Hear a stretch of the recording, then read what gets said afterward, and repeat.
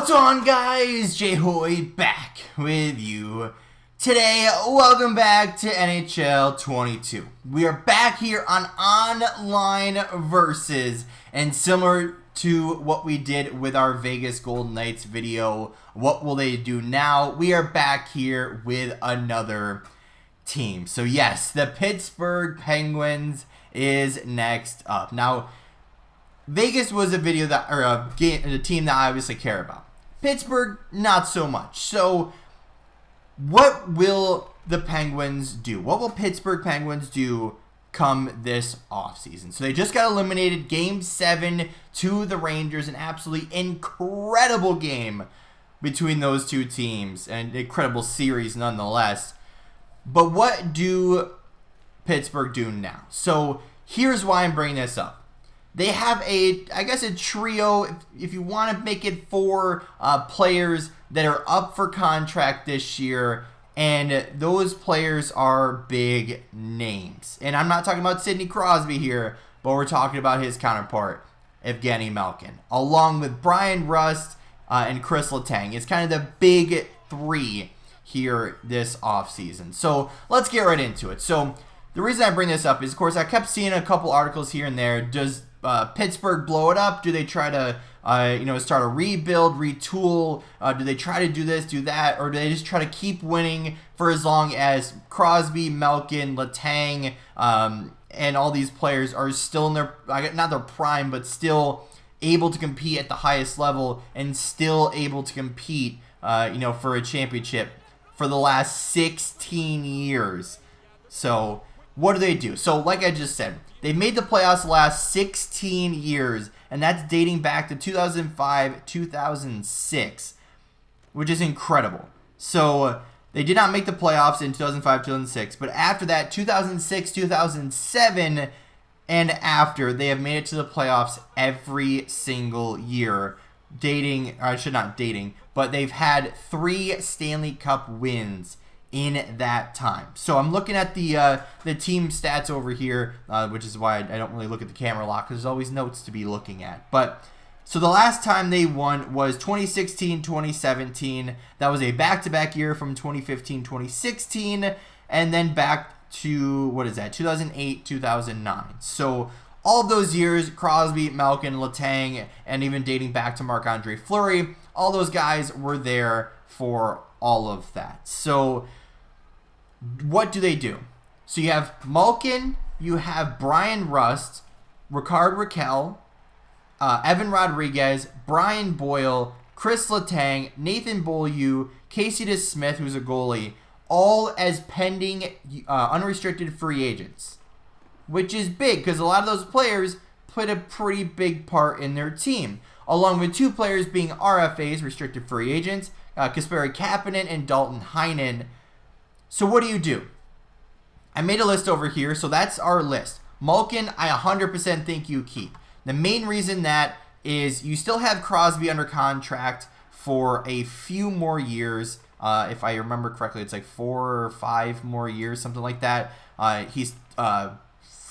he has 3 more years after this year. So you got to re-sign Malkin, right? He's only a year older than Crosby. Whether it's a 2, 3, 4-year contract, whatever it may be, I wouldn't probably go 4 if I was trying to be smart. I'd probably do maybe like 2 years at a time, although maybe Malkin doesn't want that. But again, you got to look out for the benefit of your team, that in the case that he starts declining and doesn't really put up the points and everything, then you're not stuck with a super long contract, and then you have to trade that dead salary around, if he ever gets hurt, or if he just stops playing or retires. So he's making $9.5 million this year.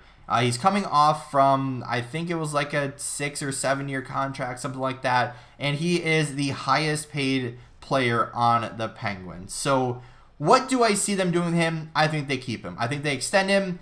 Maybe this contract could be 3 years, give it to 38 years old. But the only thing bad about 3 years is that to be the same as Crosby. So do you want to pay Crosby and Malkin in the same year?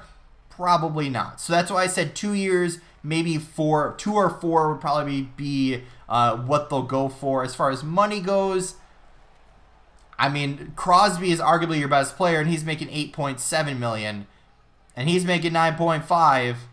I would try to get that down a little bit. Maybe do it. I don't know if they did it for a reason, but I'd give him 7.1 just because his number is 71. Because I don't know if that's what they did with Crosby, but he's 87, making 8.7 million. I don't know if that's a thing, but you know, it could be a kind of like an honorary thing to be making that. But again, not to underpay him, but at the end of the day, you don't want to cost your team in the future. So then you'll have Crosby still under contract. You have Getzel still under contract. You have Zucker for another year. Like I said, Russ and Kapanen are both up for contract. Then you have guys like Brock McGinn, who I think they signed him to this contract. I could be wrong if it was part of a trade, but he signed for 3 more years at $2.75 million, which I think is a very stupid contract, especially being a fourth-line player. Then you have Jeff Carter, who signed an extension earlier in the year for $3.125 million, so he'll have 2 more years after this year, so his salary actually goes up a little bit. Actually, I think that's part of a retained salary. Then you have Rickard Raquel, who is a very interesting case. So he's coming off of a long time in Anaheim. He's never really been a superstar player, but he's been a really good player along the years, getting like 50, 60 points, in the way, playing for Anaheim, who hasn't really been the greatest of teams. So what do you do with him? I think he could definitely fit in your team, playing on probably your second line, maybe as a right wing, to Malkin, and maybe with Kapanen on that line. I know that was a line in the playoffs a little bit. I know you have a guy like, I think it's Alex Nylander. I'm pretty sure it's not the one that's in Toronto. Alexander Nylander coming as well. So he's still young, looking for a spot. So I think you keep him if you can get him for cheap enough. And somewhere around the $5 million range, probably. Do I think he's worth that much? Probably not. I think maybe give him like a, I don't know, $4.5 million to no more than $6 million, probably deal for no longer than 3 or 4 years. Trying to be fair to him that's what the contract he was coming off from, but then also his stats haven't really been great, so I don't know how well you want to pay him when he hasn't been putting up the numbers that you expect from him. Then you have Teddy Bluger signed for another year after this. Dalton Heinen, like I said, is RFA this year. Evan Rodriguez, who has been a pretty decent part of your team, he'll probably get re-signed and probably get a bump up in pay as well. He'll probably get maybe 2 years at like $2 million or $2.5 million, something like that. Do I think he's worth that? Probably not. But that's his contract. Drew O'Connor's got another year on his contract. And then Brian Boyle. Now, here's the bad thing about older players is you don't know what you're going to get out of them. Now, Brian Boyle came back after not playing in the NHL at all last year. He played for Team USA. So he's still playing, still training, still working. But in this case, he comes back. He actually did pretty well in 60-something games. He put up like 21 points. So a solid performance. Don't get me wrong. A solid year for him for being a fourth line in majority of the games. That's a solid number, right? Getting 20 points as a fourth liner, big, face-off, veteran center. That's solid. But at the end of the day, are you going to try to bring in some younger players and fill that spot with somebody else that's a little bit more mobile, better at skating, still someone that's good at face-offs, but are you going to try to bring the youth in this squad, right? He is the oldest, I believe, by at least 2 years. Actually, he's tied with Jeff Carter for the oldest player on the team and a couple years ahead of Malkin and Crosby. But at the end of the day, you need someone that can skate. You need someone that can compete every single game, obviously barring injuries or suspensions or anything. But do you want to bring him back?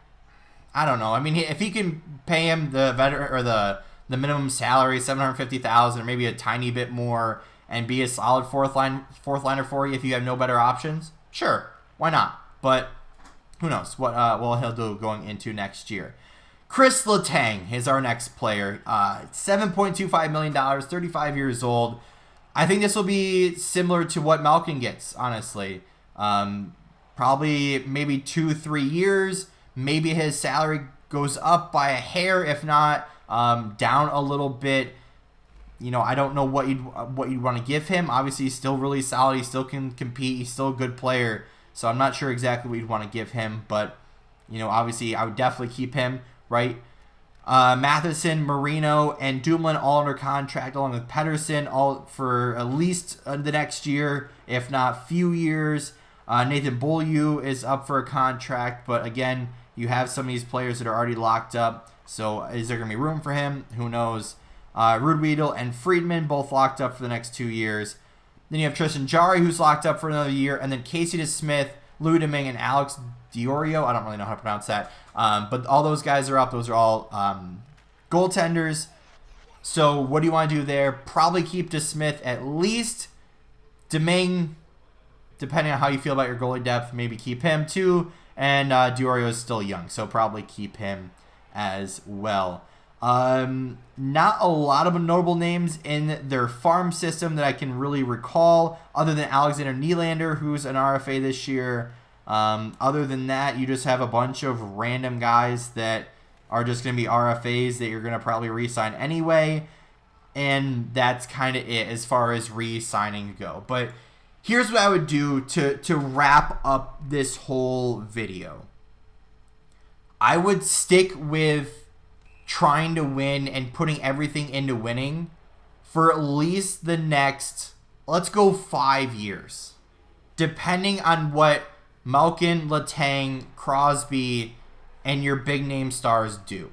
If they start to decline, not perform as well, you know, their skills decrease, their speed decreases, and you're just not winning with them, or if you miss the playoffs, I think that's where you could start maybe rebuilding rebuilding part of this organization. But at the end of the day, you still have Crosby, you still have Malkin, you still have Letang, you still have Getzel, Russ, Kapanen, who's still upcoming, even though he's pretty good.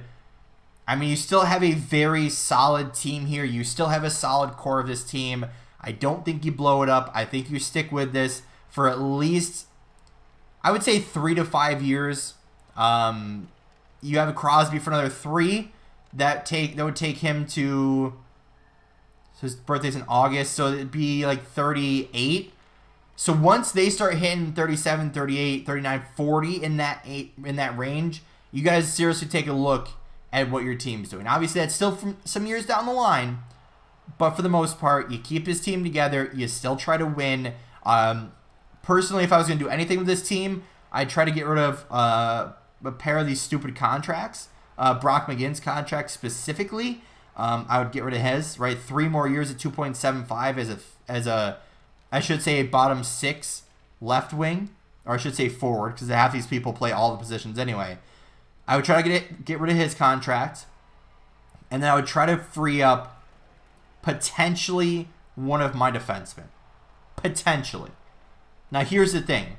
You have Pedersen, Dumoulin, and Matheson right now as your left defenseman. And then you have Letang and Marino as your right defenseman, along with Boyle and Friedman. Or, I'm sorry, with Rebuid and Friedman as your right defenseman. Boyle's a left defenseman. So you have 7 defensemen there, but you have a lot of money tied up there as well. So maybe do you try to clear up one of those guys? Actually, they signed Marino to a long deal too. So Dumoulin, I know you want to keep maybe between Matheson and Pedersen. Maybe try to pick between one of those two if you need salary for something. But for the most part, I think this team's really solid. You know, you're paying all your guys right now for at least a year or two. So you have some time and some space to do something there. But I think you stick with it. I think you at least go 3 years down the road and then see what you are. Because you still have all your stars. You still have your good players. You still have a solid defensive core. You still have solid goaltending. I would stick with it as long as possible. But with all that being said, guys, that's going to be it for today's video. If you did enjoy, hit that like button down below if you haven't yet, or if you're brand new here, make sure to subscribe, turn those post notifications on so you never miss an upload, and don't forget, you can always change your mind later. But with all that being said, guys, we'll see you in the next one.